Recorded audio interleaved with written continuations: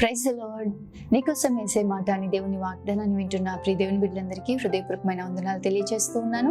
ప్రభు మిమ్మల్ని మీ కుటుంబాన్ని దీవించిన గాక. ఈ రోజంతను దేవుడు తన సన్నిధిని మీకు తోడుగా నడచేను గాక. ఈ రోజు పరిశుద్ధ గ్రంథంలోంచి కొన్ని మాటలు మనందరం కూడా ధ్యానిద్దాము. ఎహెజ్కేలు గ్రంథం 36వ అధ్యాయము 20వ వచనం. నూతన హృదయము మీకు ఇచ్చేదను, నూతన స్వభావము మీకు కలగ చేసేదను. ఆమె ఒకసారి బిగ్గరగా ఆమె అని చెప్పండి. ప్రియ దేవుని బిడ్డ, దేవుడు ఎంత అద్భుతమైన రీతిగా మనతో మాట్లాడుతున్నారు చూడండి. దేవుడు నూతనమైన హృదయాన్ని మనకు అనుగ్రహిస్తాడంట, నూతన స్వభావాన్ని కలగచేస్తాడంట. నిజమే. ఎందుకు నూతనమైన హృదయం మనకు కావాలి, ఎందుకు నూతన స్వభావం కావాలి అంటే, ఇంతకు ముందు మనము చీకటిలో జీవిస్తూ వచ్చాం, అంధకార సంబంధమైన జీవితాన్ని కలిగి చీకటితో మనం పాలివారమై మనం జీవించాం. కాబట్టి అప్పుడు ఎటు పడితే అటు పోయిన వారిగా ఉన్నాం.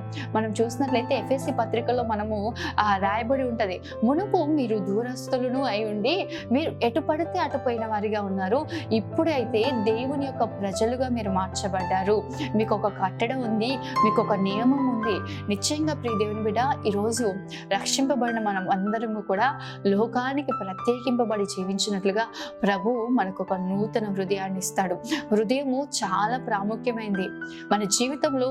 మనం అనుకుంటూ ఉంటాం, నా మనసు ఎలా ఉన్నా పర్లేదు, నేను ఎలా ఉన్నా పర్లేదు అని ప్రభువు నన్ను అంగీకరిస్తాడు అనుకుంటూ ఉంటారు. కానీ హృదయం చాలా ప్రాముఖ్యమైనది ప్రియ దేవుని బిడ్డ. హృదయము మార్చబడకుండా, హృదయం సరిచేయబడకుండా మనము ఎంత భక్తి చేసినా కూడా ఆ ప్రార్థన ప్రభు అంగీకరించడు, ఆ భక్తిని ప్రభు అంగీకరించడు. మన హృదయం మార్చబడాలి. అదేవిధంగా మన స్వభావము ఎప్పుడైతే హృదయం మార్చబడుతుందో ఆటోమేటిక్గా మన స్వభావం, మన ప్రవర్తనలో మార్పు కనిపిస్తుంది, మన క్రియల్లో మార్పు కనిపిస్తుంది, మన మాటల్లో మార్పు కనిపిస్తూ ఉంది. ఈరోజు రక్షింపబడ్డానని అంటూనే ఉన్నారు, కానీ వారి హృదయము మార్చబడలేదు. అందుకే ప్రభు అంటూ ఉన్నాడు, మారు మనస్సుకు తగిన ఫలమును ఫలించండి, మారు మనస్సుకు తగిన జీవితాన్ని జీవించాలి. రక్షణ పొందుకున్నాం, అదే రీతిగా లోకంలో ఉన్నట్లుగానే జీవిస్తాను. రక్షింపబడ్డాను, అదే అలవాట్లు కంటిన్యూ చేస్తాను, అదే జీవిత విధానాన్ని కంటిన్యూ చేస్తాను అంటే నీకు ఇంకా మారు మనస్సు లేనట్టుగానే. మారు మనస్సు మనం పొందాలి, మారు మనస్సు కలిగి జీవించాలి. మీరు మనస్సు మారి నూతన మగుట వల్ల రూపాంతరం పొందుదురు అని చెప్పి రోమీయులకు రాసిన పత్రిక 12వ అధ్యాయం 1-2 వచనాలు మనం చూస్తుంటాం. మన మనస్సు మార్చడం పడడం వల్ల మనము రూపాంతర అనుభవంలోకి వస్తాం. ప్రియ దేవుని బిడ్డ, ఈరోజు మన హృదయం మార్చబడాలి, మన హృదయపు తలంపులు మార్చబడాలి, హృదయం యొక్క నడవడి మార్చబడాలి. ఎందుకు ఈ మాటలు చెప్తూ ఉన్నాను దేవుడు అంటే, హృదయము చాలా భయంకరమైన వ్యాధి కలదంట. చూడండి, ఇర్మియా గ్రంథం 17వ అధ్యాయం 9వ వచనం చూస్తే, హృదయము అన్నింటికంటే ఘోరమైనది, అది ఘోరమైన వ్యాధి కలది, దాన్ని గ్రహింపగలవాడు ఎవడు? హృదయము చాలా మోసకరమైంది, చాలా మోసకరమైంది. మనం అనుకుంటూ ఉంటాం ఆ హృదయం శ్రేష్టమైంది, ఇంకా హృదయము చాలా మోసకరమైంది, బహు ఘోరమైన వ్యాధి కలిగింది. ఎందుకు అంటే మార్కు సువార్త 7వ అధ్యాయం 20, 21, 22 వచనాలు చూడండి.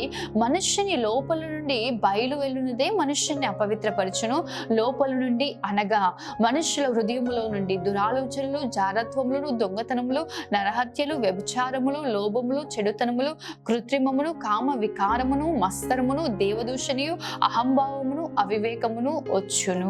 ఆమె నిశ్చయంగా చూస్తే ఇవన్నీ కూడా ఎక్కడి నుంచి వస్తాయి? ఈరోజు ఒక మనిషి పాపం చేయగలుగుతున్నాడు, ఒక మనిషి హత్య చేయగలుగుతున్నాడు, ఒక మనిషి దొంగతనం చేయగలుగుతున్నాడు, అన్ని భయంకరమైన పనులు చేయగలుగుతున్నాడు, శరీరీచ్ఛలతో అనేకుల జీవితాలు చెరిపివేస్తున్నాడు. అంటే ఎలా ఇది అంటే హృదయములోంచి బయలుదేరుతుందంట.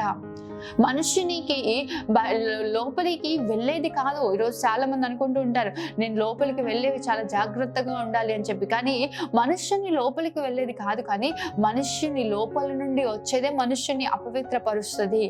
అందుకే అవన్నీ కూడా ఎక్కడి నుంచి అంటే హృదయములోంచి బయలుదేరుతాయంట. అందుకే ఇర్మియా ప్రవక్త చెప్తున్నాడు, హృదయము భయంకరమైన వ్యాధి కలది, హృదయం మోసకరమైంది.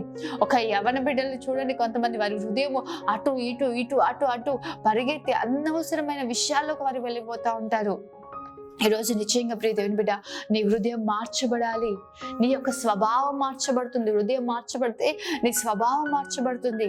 హృదయం భయంకరమైంది. అదేవిధంగా మనం చూసినట్లయితే సామెతల గ్రంథం 4:23 చూడండి, నీ హృదయంలో నుండి జీవదారులు బయలుదేరును, కాబట్టి అన్నింటికంటే ముఖ్యంగా నీ హృదయమును భద్రంగా కాపాడుకోను. హృదయాన్ని మనం భద్రంగా కాపాడుకోవాలి. ఈ లోకంలోంచి, ఈ లోకపు తలంపుల నుంచి, ఈ లోకపు ఆలోచనలోంచి, ఈ లోకపు పరిస్థితుల్లోంచి మన హృదయాన్ని మనం కాపాడుకునే వారిగా ఉండాలి. ఎందుకంటే హృదయంలోంచే పాపము బయలుదేరుతుంది, అదేవిధంగా హృదయంలోంచే జీవదారులు బయలుదేరుతాయి. అందుకే ప్రభు అంటూ ఉంటాడు, నీ పూర్ణ ఆత్మతో, నీ పూర్ణ హృదయముతో నువ్వు ప్రభువుని సేవించాలి అని చెప్పి, నీ హృదయము దేవుని ఆలయమై ఉన్నదని చెప్పి ప్రభు మాట్లాడుతుంటాడు. నిశ్చయంగా ప్రియ దేవుని బిడ్డ, నీ హృదయం మార్చబడాలి, నీ మనస్సు మార్చబడాలి, నీ హృదయపు తలంపులు మార్చబడాలి. ప్రభు అంటున్నాడు, ప్రభువుకి అప్పగించండి.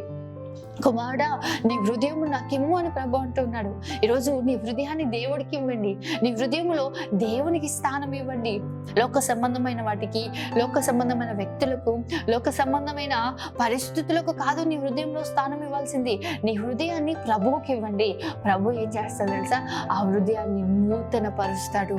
ఎప్పుడైతే ఆ హృదయం నూతన పరచబడుతుందో నిశ్చయముగా నీ స్వభావం మార్చబడుతుంది. అందుకే మనం చూసినట్లయితే కొరింథీయులకు రాసిన పత్రిక 2 కొరింథీయులు 5:17 చూడండి, కాగా ఎవడైనను క్రీస్తునందున్నెడల వాడు నూతన సృష్టి, పాతవి గతించెను, ఇదిగో క్రొత్తవాయెను. ఆమె ఈరోజు క్రీస్తునందున్న మనము ఎలా ఉండాలంటే పాత జీవితం గతించిపోవాలి. పాత జీవితంతో మనకి ఏమి కూడా పొత్తేమీ లేకుండా, పాలేమీ లేకుండా మనం జీవించాలి. క్రీస్తునందున్నాము అంటే మనం ఒక నూతన సృష్టిగా మార్చబడాలి. ఇంతకుముందు గొంగలి పురుగు స్వభావం కలిగి మనం ఉన్నామేమో, కానీ ఇక మీదట సీతాకోక చిలుక యొక్క అనుభవం చూడండి, తన హృదయం మార్చబడింది, తన హృదయపు తలంపు మార్చబడింది. ఆటోమేటిక్గా ఆ గొంగలి పురుగు యొక్క స్వభావము కూడా మార్చబడుతుంది. అదే రీతిగా ఇప్పటి వరకు అనేకులకు అసహ్యకరంగా, ఇబ్బందికరంగా, హానికరంగా ఉన్న నీ హృదయాన్ని ప్రభువుకు అప్పగించు. ప్రభువు నీ స్వభావాన్ని మార్చేస్తాడు. మేలుకరంగా, ఆశీర్వాదకరంగా, సంతోషకరంగా ప్రభువు నిన్ను నిలబెట్టగలిగిన దేవుడు. దావీదు కూడా అంటూ ఉంటాడు 51వ కీర్తన 10వ చూస్తే, దేవా నా యందు శుద్ధ హృదయము కలగచేయము, నా అంతరంలో స్థిరమైన మనస్సును నూతనంగా పుట్టించుము. ప్రార్థిస్తా ఉన్నాడు. నిజంగా ప్రార్థిస్తున్నారా? ప్రభా నా యందు శుద్ధ హృదయం కలగచేయండి ప్రభు అని చెప్పి. అదే విధంగా 139వ కీర్తన చివరి వచనంలో చూసినట్లయితే, దేవా నా హృదయమును పరిశోధించుము, నా అంతరంగమును పరిశోధించుము, నాలో ఆయాసకరమైన మార్గం ఏదైనా ఉంటే నాకు బయలుపరచుము అని చెప్పి ప్రార్థిస్తూ ఉంటాడు. నిశ్చయంగా ప్రియ దేవుని బిడ్డ, మీ హృదయాన్ని ప్రభువుకు అప్పగించండి, దేవుని హస్తాలకు అప్పగించండి. నిశ్చయంగా మీ హృదయంలో ఉన్న ప్రతి ఒక్క చేదైన అనుభవాలని, పాత జీవితాన్ని, గత అలవాట్లను, గతపు సంగతులను ప్రభువు తొలగించి నూతన అనుభవాన్ని ప్రభు మీకు కలగ చేయబోతున్నాడు. ఒక చెట్టు ఎలా అయితే మరలా కొమ్మలు నరికివేసిన తర్వాత అది నూతన చిగురు పుట్టుకొని ఎలా అయితే వస్తుందో, నిశ్చయంగా ఈ పాతవన్నీ కూడా తొలగిపోయి దేవుడు ఒక నూతన చిగురును, నూతన హృదయాన్ని ప్రభు మీకు ఇవ్వబోతున్నాడు. తద్వారా నూతన స్వభావము కలిగి మీరందరూ కూడా నడిపింపబోతున్నారు. ఆ మార్పును, ఆ యొక్క స్వభావమును అనేకులు చూచి ఆశ్చర్యపడినట్లుగా ప్రభు మిమ్మల్ని నిలబెట్టును గాక. ఆమేన్. ప్రార్థన చేసుకుందాం. మౌనతుడైన తండ్రి, సర్వశక్తిమంతుడైన దేవ, సర్వాధికారి, నీకే వందనాలు, స్తోత్రాలు చెల్లిస్తూ ఉన్నాం తండ్రి. ప్రభువా, నిశ్చయంగా ఈ ఉదయం మీరు మాతో మాట్లాడిన ప్రతి మాటను బట్టి వందనాలు. ఈరోజు ఎంతో మంది హృదయం భయంకరమైన వ్యాధితో ఉంది ప్రభా, భయంకరంగా ఆయా చెదిరిన స్థితిలో ఉండొచ్చు ప్రభా. గుండె చెదిరిన వాడిని నువ్వు బాగు చేయవాడు.